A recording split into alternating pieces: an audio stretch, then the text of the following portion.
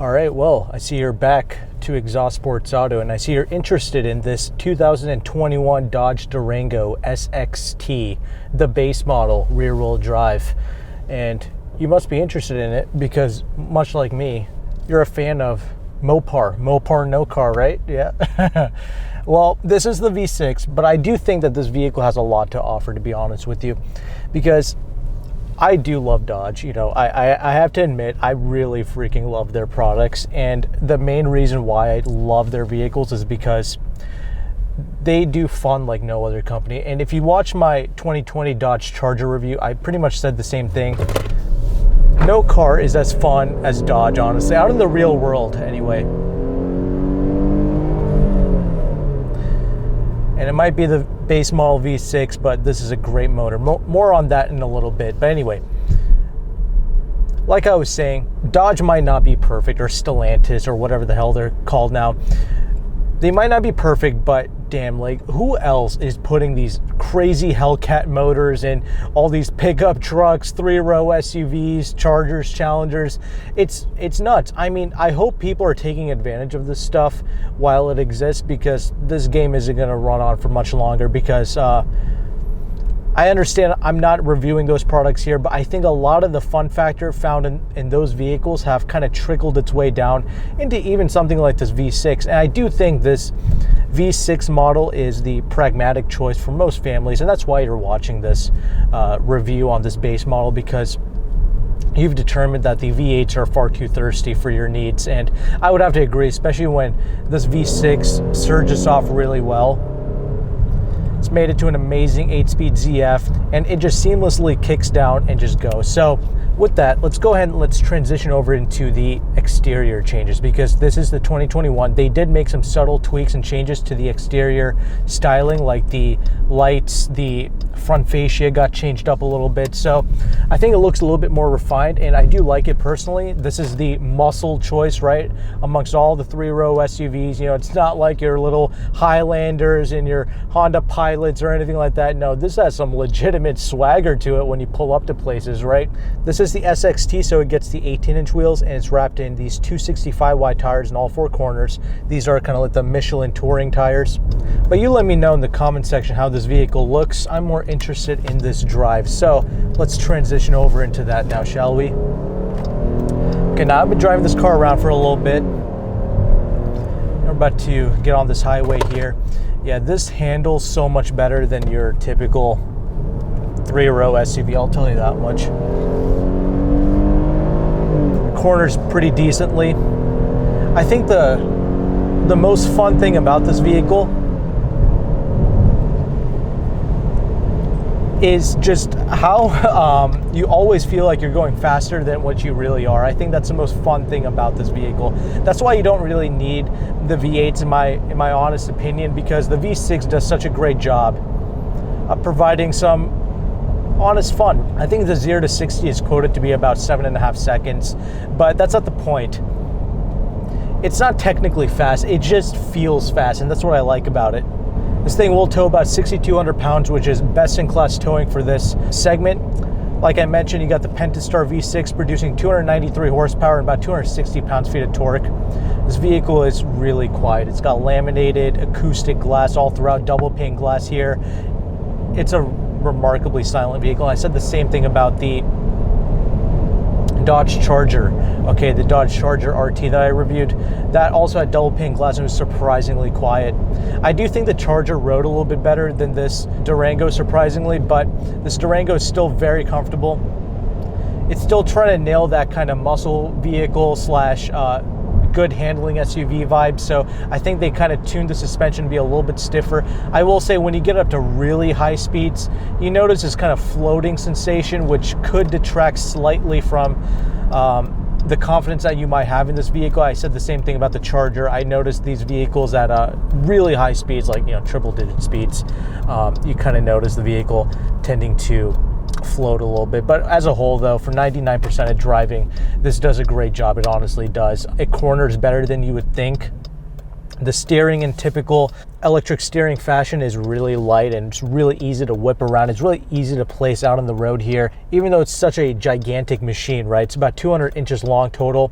It's so easy to place on the road and easy to drive. I think just about anybody get in here and not feel intimidated when they drive this car. So I'm about to take this over some really rougher bumps here in a little bit, and we'll see how this thing rides and see this little cornering ability here. Yeah, obviously it weighs about 4,700 pounds the way it is, rear wheel drive trim, right? About 4,800 pounds if you get it with all wheel drive. And if you go for the V8 models with all wheel drive, you're looking at about 5,300 pounds. So a very heavy vehicle. And this has 18-inch wheels, like I mentioned, but it can be a little bit jittery over some of these bumps, but as a whole, it's a very comfortable experience. I definitely don't mind this ride quality considering how well it handles. So I don't mind that. I will say, I do like the engine. I think this is more than adequate for street driving and for a vehicle of this size and weight. But the thing is, there's a slight delay, even when I put it into sport mode and when I have the traction control off, there's a slight delay when I get off the line, but for the most part, it's not too bad. The ZF 8-speed does seamlessly shift and go about its business. So it's a great powertrain setup. That's pretty good. And yeah, you can feel the weight, but it has like this nice pivoting sensation around the corners, which is a great feel. I will say, when you floor it in this car, right, like almost everybody who owns a Dodge product, whether it's a performance model or not, they tend to drive it really aggressively. I've noticed they drive it like assholes, and I totally understand why. This vehicle kind of provokes you to driving more aggressively. That's just how this car is set up. Especially when you put into the sport mode, there's like this surging sensation with the speed, and sometimes it can be a bit annoying, and I'll try to demonstrate that here in a bit. When you floor it, let's really kind of tackle this little corner here. When you kind of floor it,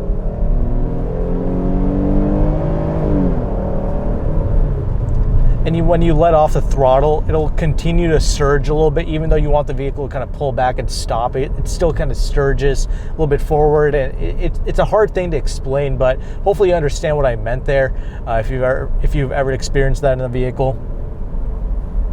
But other than that, I really don't have any issues with this powertrain, and this thing gets about 19 in the city, 26 on the highway, which is very good fuel economy figures actually, and it goes down to about 18 city and about 26 highway when you get the all-wheel drive. And that's the main reason why I suggest most families going with the V6, because your fuel economy numbers will drop significantly when you get the 5.7 liter V8s. Because the other option that I do recommend most people going with is the RT trim. I think that gets about 360 horsepower and 390 pounds-feet of torque. I believe you will have to put premium fuel in that. I'm not sure, I have to double check, but I know for this Pentastar V6, you can just put regular fuel in it and it'll be fine. But yeah, I do like the RT model because, yeah, obviously it's got that amazing sounding V8. It's got a little exhaust on there as well. But if you option it with the tow and go feature or option, whatever it's called, it's a $5,000 option. So you're looking at about a $55,000 RT at that point. It will tow the best at about 8,700 pounds. These tow at about 6,200 pounds. I think if you got a RT without the tow and go, you'll tow about 7,400 pounds. So if you want to tow, the Durango is definitely the way to go with these vehicles. And obviously, if you like to drive, this is going to be way more fun to drive than something like a Highlander. I feel like the other closer competitor to this in regards to driving and handling would be like a Honda Pilot. I've only driven the Passport, so I haven't really driven the Pilot yet, but that vehicle also has a V6. It does sound amazing, and Hondas are good handling, good driving vehicles, but there's just something else about this car that makes it a lot more fun. There's something aggressive about this vehicle that really promotes fun driving characteristics. So it's just a hard thing to explain there, but I do think this is definitely by far the best vehicle for fun. And that's just what Dodge is known for.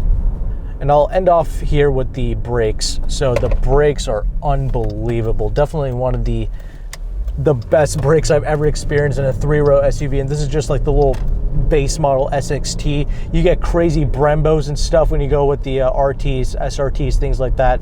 But even this base model SXT stops on a dime. So these are the things that allow this vehicle to give you unbelievable confidence out on the road. So For such a large, heavy vehicle, it's really not intimidating to drive. So with that established, let's go ahead and let's transition over into the interior segment now. All right, so now that we are parked, let's go ahead and let's talk about this little interior space, because this is another area where the 2021 Durangos got refreshed at. They made some interior quality improvements, if you will, a little bit of this I don't know, the synthetic leather / soft touch materials being used throughout the cabin, a little bit of this stitching action going on here. So it's little things like that that kind of elevate the quality of this interior space. Everybody usually dogs on these Dodge interiors and how low quality they are, but in my opinion, from what I always noticed, these interior spaces, they're nice to interact with. They're always really ergonomic, so I always appreciated these Dodge interiors for that reason. But these little changes that they made, it is pretty nice. I will say that. And this is just the base SXT model. So if you step up, I believe you have to go to a GT Plus trim, where they kind of give you the leather seats. But these cloth seats are really nice. Actually, Dodge, Jeep, Chrysler, Ram, they always did a phenomenal job with the seating comfort. Dude, these seats are very nice. I don't mind that they're cloth. In fact, I kind of prefer it because you don't need heated and cooled seats here, because cloth seats kind of keep a neutral temperature about them.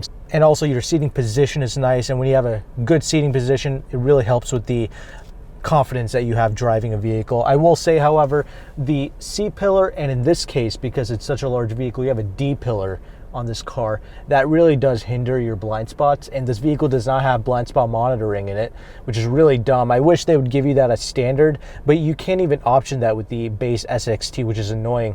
I think you had to go up to the SXT Plus, and then you can order it as an option. It's like a $500-$600 option, so they're really taxing you for this stuff, and it really kind of pisses me off, but whatever though.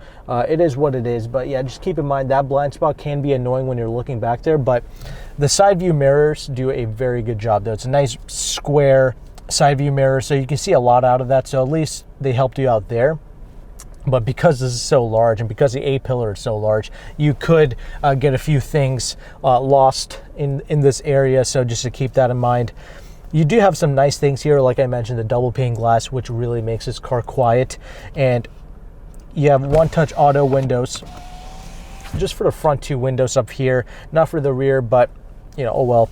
You got a 6-speaker audio system in here that's really bass heavy. I thought Toyotas were bass heavy. Dude, this thing is, I had to crank the bass all the way down. That's the first time I ever had to do that in a car. So no, it's not a quality system, but it's not the worst system either. Fords are way worse than this. So, well, if you like bass, there you go. But I will say their Harman Kardon systems are really nice, but I think you have to go up to like the RT trim, or you can get like an Alpine sound system in the GT Plus, whatever it is. Steering wheel, you know, this is what I'm talking about with FCA, okay?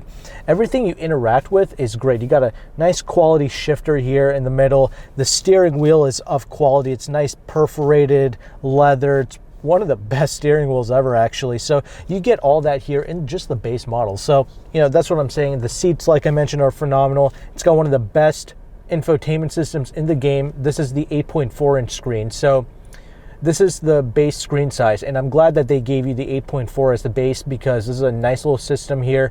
I will say there is some lag when you interact with some of these menus, but for the most part, it's really easy, really logically laid out. Everybody always praises these systems. So the updated screen is the 10.1-inch Uconnect. So you have to get at least the GT model, and then you can option it with a 10.1-inch screen, or you can get the RT models and up, and they will come with a 10.1-inch screen as standard if that's important to you. But this 8.4 is definitely good enough for me. Your gauge cluster really looks nice, also easy the way it's laid out. I was going to complain here real quick that there was no like volume controls on the steering wheel, but it's like behind the steering wheel, similar to where you might find your paddle shifters. This vehicle doesn't have paddle shifters. It just has like the volume and the track controls in the back here, which is an interesting place to put it. I forgot that they did that, but anyway. HVAC controls, I do like how they gave you all the buttons, but you do have to look up at the screen to see your temperature, so it's not completely separated from the screen. But anyway, it's there, it works. Got your little sport mode, and it really makes it eager. Like I mentioned, this vehicle isn't fast per se, it just feels fast, and that's what makes it fun. I pressed the traction control off button. It didn't really make much of a difference. It is the rear wheel drive model. I did try to see if I can get it sideways. I think even if you press that button, the stability control is still on, so something you have to keep in mind. You do have automatic headlights here. Push button start even in the base model. That's great. No sunroof here. That's kind of an option on most of these Durango models, I've noticed. Plenty of space in the center console here. You have 2 USBs and USB outputs, as well as a aux cable, and so that's great stuff there. Plenty of space in the center armrest and the glove box as well. I have plenty of space to sit behind myself in the second row, and I do fit in the third row. This particular Durango I'm reviewing does have the third row seats. That's like $1,000 option, which is really unfortunate. They should have just gave you that as standard. So really annoying. It is worth getting that. I would personally get that just in case, especially if you have a family. It's a no-brainer. You can actually fit people back there, and it's not too terrible to get back there. It's just getting out of it that's annoying. But yeah, you have your own HVAC vents back there, up in the ceiling and right here behind the center armrest for the second row. So that is nice. Again, the cloth seats are comfortable. You can recline back there, all that good stuff, at least for the second row. You can put down the third row, and it's nice and flat, and you have plenty of space in the trunk. I will, however, say that the trunk space, it's like this vehicle is large, but it's not too wide. So, you know, some of that space could be constricted, but if you put down the third row seats, you have plenty of space for most things. If you lift up the little hatch in the trunk, you have some more storage space underneath, which is nice. And you do have a spare tire located underneath the vehicle. So let's kind of conclude everything here. So as a whole, I like driving this vehicle. There's a few little things that they can improve upon, like the suspension, you know, kind of travel at higher speeds could be a little bit stiffer, I suppose.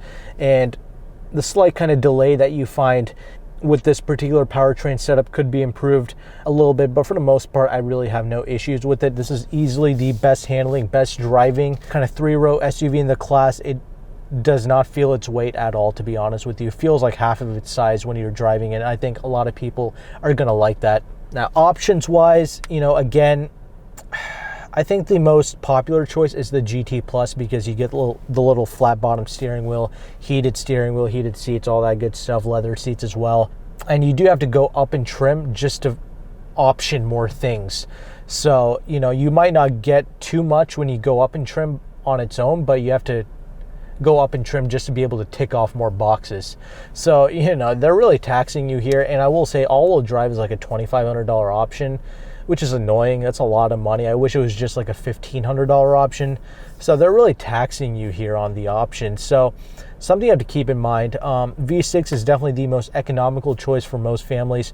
RT is the only other V8 trim I would recommend to most people. Unless you have the money, enjoy the SRT8s with the 6.4 and enjoy that Hellcat motor, because they're not going to be able to produce this for much longer. So take advantage of those crazy engines while you can. If you can afford it, great, but I will say the fuel economy is really going to suck paying that bill every month. My other thing is, if you're going to go for those crazy engine options, I would rather have those engines in like the Chargers and the Challengers, but that's just me. I'd rather have them in a coupe and a sedan format.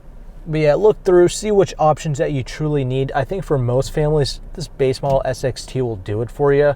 And option that all-wheel drive in, if you need it, Dodge knows most people are going to want that. So you're looking at about a $35,000 vehicle. The RT trim that I recommended with the 5.7 liter is going to be about $55,000 if you get that tow and go option. And that's a good option to get. And, you know, you get some other vehicles to look at. I will say this is far superior than the Explorer ST that I drove. I'd rather have this base model SXT over a Explorer ST. I'm not even kidding about that. I hated the way the Explorer drove. It was so weird. It handled strange. The powertrain, I hated that as well. It's just not good. The 4-cylinder or the 6-cylinder. That's the thing. Dodge gives you a V6 as the base model engine, so that's great. A Tahoe is going to start at around $50,000, and it's going to have no options in it. And for that price, you can get like an RT trim level Durango with some good options in it. So pick your poison. I will say the Tahoe has a shitload of space in it. So does the Explorer, to be fair, but I don't like the way the Explorer drives. It feels like a tin can. This one does not feel like a tin can. Their little interior improvements is really nice. Tahoe is super spacious, but you're gonna have to pay a premium to get that vehicle. If you want a plush experience, the Tellurides, the Palisades, It'll give you that kind of luxury experience. The Citadel is the luxury Durango, but that's not really worth getting. You don't buy a Durango for luxury. You buy it for like the performance and the fun to drive aspect of it. So I would not go for a Citadel, whatever the hell it's called. Tellurides and Palisades are comfy cars, but it's nowhere near as fun to drive as this. Those are really plush and relaxed driving experiences, so up to you what you want. I really like this. It's a good vehicle to consider leasing, and if it treats you well, it seems to be reliable. You can consider buying it after that, but for the most part, this is a fun lease vehicle. So that's where I'm going to leave it. Hopefully you found value with this video. Thank you again for watching. Take care and goodbye.